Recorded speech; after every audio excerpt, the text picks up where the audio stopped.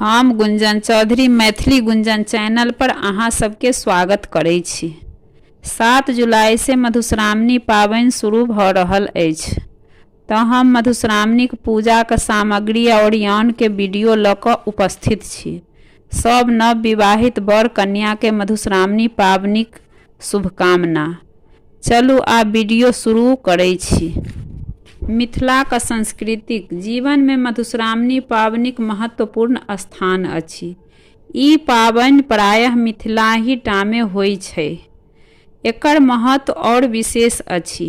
एहि अवसर पर नव विवाहिता कन्या श्रावण मास में नाग पूजा करैत अपन सुहागक दीर्घ कामना करैत छथि।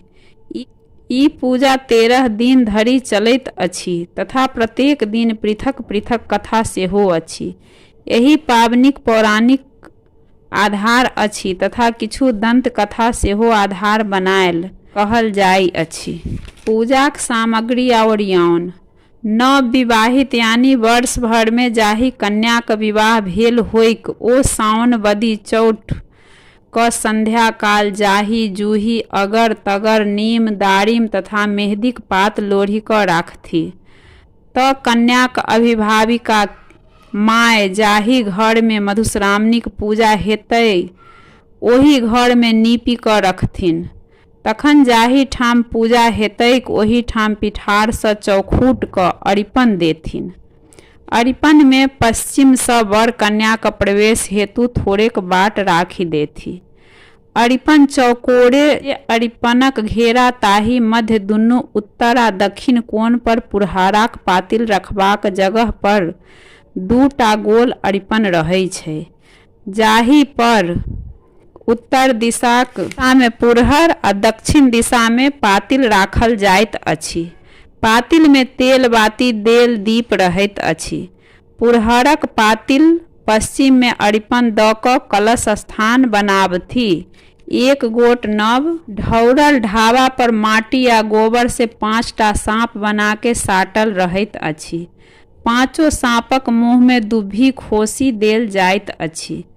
कलश दिशाक सूर्य तथा चंद्रमा का अरिपन रहैत अछि आ तकर उत्तर दिस एक जोड़ लटकल साँप नाग भाग अरिपन रहैत अछि। एकर पश्चिम में 9 फूल वाला नवग्रह अरिपन रहैत अछि। कलशक पश्चिम में 2 गोट 3 फूल वाला अरिपन होइत अछि।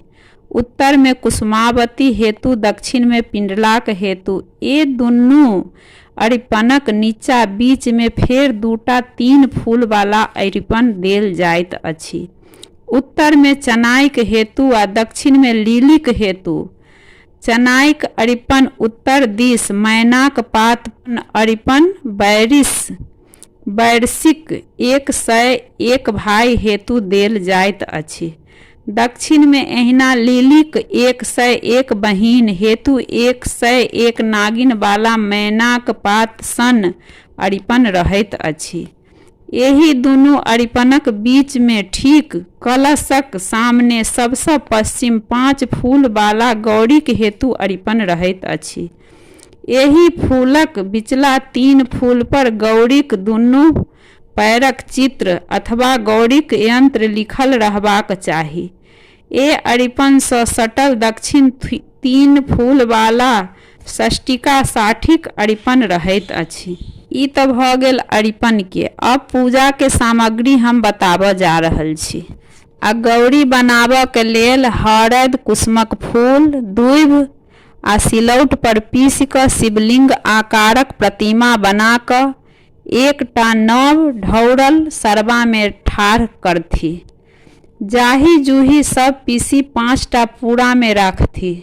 4टा मैनाक पात पैघ पैघ रहबाक चाही, जाहि में से एकटा मैना के पात पर श्रीखंड चानन सँ 108 पिठार सँ एकटा साँपक चित्र लिखथिन। दोसर पर 100 पिठार सँ एकटा चानन से लिखथिन। ई दुनू पात भिनसर पूजाक काल उत्तर भागक मैनाक पात वाला अरिपन पर राखल जायत, जाहि में अधिक चानन वाला ऊपर आ अधिक पिठार वाला तर में राखल जायत। तेसर मैना के पात पर सिंदूर से 100 आ काजर से 1टा नागिन के चित्र लिखथिन। चारी मैना के पात पर काजर सँ 100 आ सिंदूर सँ 1 नागिनक चित्र बनाबथि। इहो दुनू पात भिनसर में दक्षिण भाग में मैना के पातक आकार वाला अरिपन पर राखल जायत, जाहि में अधिक सिंदूर वाला ऊपर अधिक काजर वाला तौर में राखल जाइत अछि। कुसुमावती, पिंडला, चनाई एवं लीलीक पूजा लेल 4 गोट केरा के पातक पूरा बनाओल जाइत अछि। नैवेद्यक वस्तु यथा अरबा चाउर, चूड़ा, चीनी, लावा, आम, कटहर, केरा, भिजल अंकुरी आदि व्यवस्था क लेल जाइत अछि।